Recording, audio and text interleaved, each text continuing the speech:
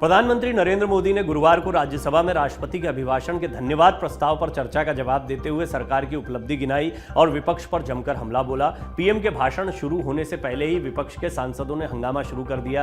PM Modi के भाषण के बीच में विपक्ष ने मोदी अडानी भाई भाई के नारे भी लगाए। हालांकि तेज नारेबाजी और हूटिंग के बीच पीएम मोदी ने विपक्ष पर जोरदार पलटवार किया।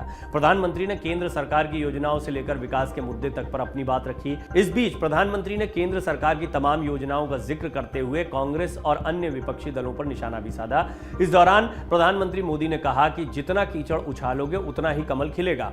विपक्ष के हंगामे के बीच प्रधानमंत्री ने कहा, आज पूरा देश देख रहा है कि एक अकेला कितनों पर भारी पड़ रहा है। पीएम नरेंद्र मोदी ने देश के पहले प्रधानमंत्री पंडित जवाहरलाल नेहरू का जिक्र करते हुए गांधी परिवार पर अब तक का सबसे बड़ा हमला किया। तो ऐसे में आइए हम आपको बताते हैं प्रधानमंत्री मोदी ने राज्यसभा में भाषण के दौरान क्या क्या अहम बातें कही हैं। पीएम मोदी ने कहा, कीचड़ उसके पास था, मेरे पास गुलाल। अपने संबोधन की शुरुआत में ही प्रधानमंत्री नरेंद्र मोदी ने सदन में हंगामा कर रहे विपक्षी सांसदों पर तंज कसा। प्रधानमंत्री ने कहा, सदन में जो भी बात होगी उसे देश गंभीरता से सुनता है और गंभीरता से लेता है, लेकिन यह दुर्भाग्यपूर्ण है कि कुछ लोगों की वाणी न सिर्फ सदन को बल्कि देश को निराश करने वाली है। पीएम ने आगे कहा, इस प्रकार की प्रवृत्ति के सदस्यों को यही कहूंगा कि कीचड़ उसके पास था, मेरे पास गुलाल। जो भी जिसके पास था उसने दिया उछाल। जितना कीचड़ उछालोगे कमल उतना ही ज्यादा खिलेगा। कमल खिलाने में प्रत्यक्ष या परोक्ष आपका जो भी योगदान है, इसके लिए उनका भी आभार व्यक्त करता हूं। पीएम मोदी ने कहा, एक परिवार ने 60 साल में गड्ढे ही गड्ढे दिए। प्रधानमंत्री नरेंद्र मोदी ने कांग्रेस अध्यक्ष मल्लिकार्जुन खड़गे के संबोधन का भी जिक्र किया है और कहा, कल विपक्ष के खड़गे जी ने कहा कि 60 साल में उन्होंने मजबूत बुनियाद बनाई। उनकी शिकायत थी कि बुनियाद हमने बनाई और क्रेडिट मोदी ले रहा है। 2014 में आकर जब मैंने बारीकी से चीजों को देखने का प्रयास किया तो नजर आया कि 60 साल कांग्रेस के परिवार ने गड्ढे ही गड्ढे कर दिए थे। उनका इरादा नेकी का होगा, लेकिन गड्ढे कर दिए थे। प्रधानमंत्री ने आगे कहा, पंचायत से लेकर पार्लियामेंट तक इन्हीं की दुनिया चलती थी। देश भी आंख बंद करके उनका समर्थन करता था, लेकिन उन्होंने ऐसी कार्यशैली और कल्चर बनाया कि एक भी चुनौती का परमानेंट सॉल्यूशन निकालने की ना ही सोची, न सूझा, न प्रयास किया। हमारी सरकार की पहचान पुरुषार्थ के कारण बनी, एक के बाद एक उठाए गए कदमों के कारण बनी। आज हम परमानेंट सॉल्यूशन की दिशा में आगे बढ़ रहे हैं। जनता ने खाता ही बंद कर दिया, यह बात भी प्रधानमंत्री मोदी ने कही। उन्होंने फिर से कांग्रेस अध्यक्ष मल्लिकार्जुन खड़गे का जिक्र किया और कहा, खड़गे जी शिकायत कर रहे थे कि मोदी जी बार बार मेरे चुनावी क्षेत्र में आते हैं, मोदी जी कलबुर्गी आ जाते हैं। मैं आता हूं, शिकायत करने से पहले यह भी देखो कि कर्नाटक में 1,70,00,000 जनधन अकाउंट खुले हैं। उन्हीं के इलाके कलबुर्गी में 8 लाख से ज्यादा जनधन खाते खुले हैं। अब बताइए, इतने खाते खुल जाए, लोगों को ताकत मिल जाए और किसी का इतने सालों के बाद खाता बंद हो जाए तो उनकी पीड़ा मैं समझ सकता हूं। बार बार उनका दर्द छलकता है। यहां पर खाता किसका बंद हुआ आप समझ गए होंगे, ये भी एक तंज था। पीएम मोदी यही नहीं रुके, उन्होंने आगे कहा, कभी वो यानी मल्लिकार्जुन खड़गे यहां तक कह देते हैं कि एक गरीब को हरा दिया, उन्हीं के इलाके की जनता ने दलित तो जिता दिया। जनता आपका खाता बंद कर रही है और आप रोना यहां रो रहे हैं। नेहरू सरनेम से शर्मिंदगी क्यों, ये एक बहुत बड़ा हमला था।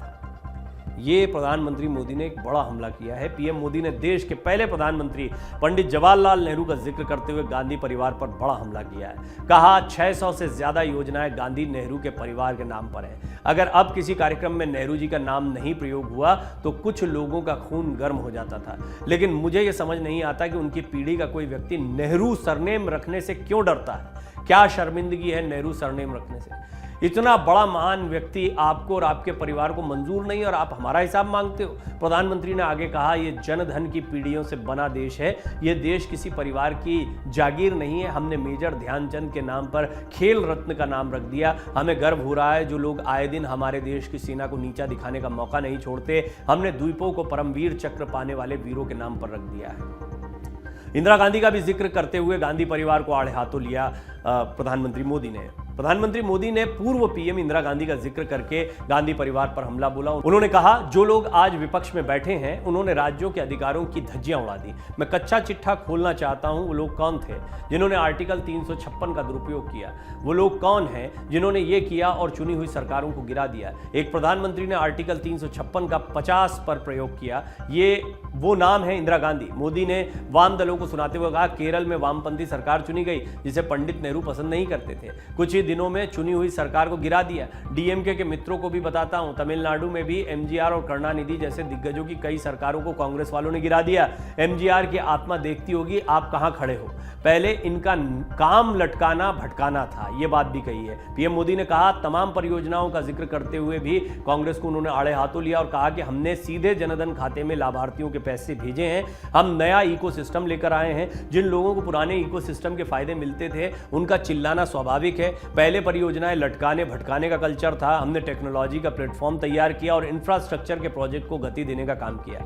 योजनाएं बनाने में महीनों लगते थे, आज सप्ताह भर में योजनाएं आगे बढ़ा दी जाती हैं। पीएम ने कहा, कोई भी जब सरकार में आता है तो देश के लिए कुछ करने के वादे करके आता है, जनता का भला करने के वादे करके आता है। सिर्फ भावनाएं व्यक्त करने से बात नहीं बनती है। जैसे कभी कहा जाता था गरीबी हटाओ, 4 दशक में कुछ नहीं हुआ। विकास की गति क्या है, विकास की नीयत, उसकी दिशा, प्रयास, परिणाम क्या है, ये बहुत मायने रखता है। जनता की आवश्यकताओं के लिए मेहनत करते हैं तो दबाव बढ़ता है, परिश्रम ज्यादा करना पड़ता है। गांधी जी कहते थे श्रेय और प्रिय। हमने श्रेय का रास्ता चुना और प्रिय लगने वाला रास्ता छोड़ दिया। दिन रात मेहनत करेंगे लेकिन जनता की उम्मीदों को चोट नहीं पहुंचने देंगे। उन्होंने ये भी कहा, वोट नहीं था इसलिए नॉर्थ ईस्ट में बिजली नहीं पहुंचाई। प्रधानमंत्री मोदी अपने संबोधन में नॉर्थ ईस्ट का जिक्र करना नहीं भूले। जहां चुनाव है, कांग्रेस को आड़े हाथों लिया। नॉर्थ ईस्ट के गांव में बिजली नहीं थी, दूर दराज के गांव थे, नॉर्थ ईस्ट के गांव थे, पहाड़ी गांव थे, इनके वोट बैंक नहीं थे, इसलिए इनकी सरकार ने यहां बिजली पहुंचाने का काम नहीं किया, ध्यान नहीं दिया इस पर। हमने कहा कि हम मक्खन नहीं पत्थर पर लकीर खींचेंगे। हमने 18,000 गांवों में बिजली पहुंचाई। खुशी है कि दूर दराज के गांवों को आजादी के इतने सालों बाद आशा की किरण दिखाई दी। मोदी जी ने आगे कहा है कि पहले की सरकारों में कुछ घंटे बिजली आती थी। पहले गांव में खंबा गाड़ देते थे तो हर साल उसकी एनिवर्सरी मनाते थे। हम आज 22 घंटे बिजली देने में सफल हुए हैं। हमने लोगों को उनके भाग्य पर नहीं छोड़ा, राजनीतिक फायदे घाटे की बात नहीं सोची, देश का कल उज्जवल बनाने का रास्ता चुना, मेहनत का रास्ता चुना। आदिवासियों पर भी बोले, आदिवासियों को विकास से दूर रखा गया। पीएम मोदी ने नाकामियां गिनवाई हैं यहां पर कांग्रेस सरकार की। पीएम मोदी ने आदिवासियों का जिक्र करके भी कांग्रेस सरकार पर जोरदार हमला बोला। उन्होंने कहा कि कांग्रेस को बार बार देश नकार रहा है लेकिन वो अपनी साजिशों से बाज नहीं आ रहे हैं। जनता ये देख रही है, हर मौके पर उन्हें सजा देती रही है। 1857 से लेकर 2014 तक हिंदुस्तान का कोई भी भूभाग उठा लीजिए, आजादी की लड़ाई में आदिवासियों का योगदान सुनहरे पन्नों से भरा हुआ है। लेकिन दशकों तक आदिवासी भाइयों को विकास से वंचित रखा गया। विश्वास का सेतु तो कभी बना ही नहीं। नौजवानों के मन में बार बार सरकारों के लिए सवाल उठते रहे।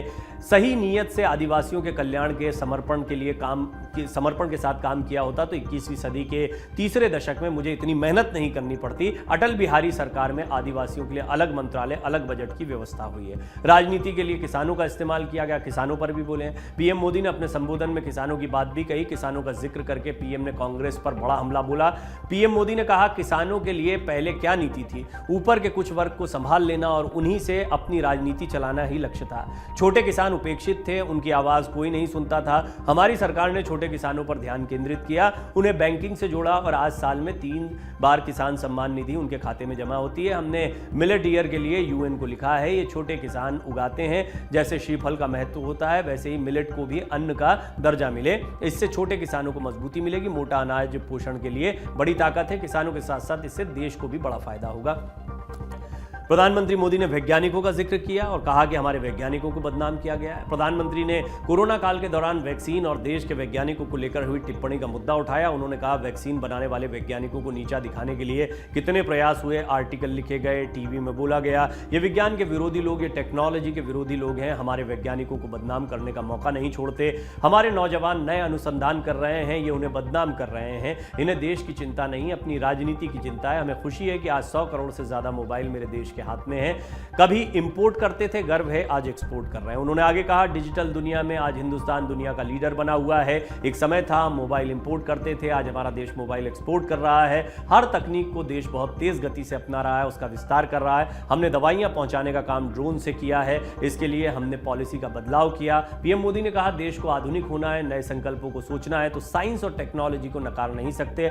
हम टुकड़ों में नहीं सोचते हैं, हम हर दिशा में काम कर रहे हैं। हमने स्पेस के क्षेत्र में प्राइवेट भागीदारी का सपना पूरा किया है। मुझे खुशी है, देश के नौजवान प्राइवेट सैटेलाइट छोड़ने का सपना देखते हैं। ये गर्व की बात है। यूनिकॉर्न की दुनिया में हम तीसरे नंबर पर पहुंच गए। डाउनलोड करें अमर उजाला ऐप और पाएं खबरें लगातार। अगर आप ये वीडियो YouTube पर देख रहे हैं तो हमारे चैनल को सब्सक्राइब करें और बेल आइकन को दबाना ना भूलें। अगर आप Facebook पर ये वीडियो देख रहे हैं तो हमारे पेज को लाइक करें।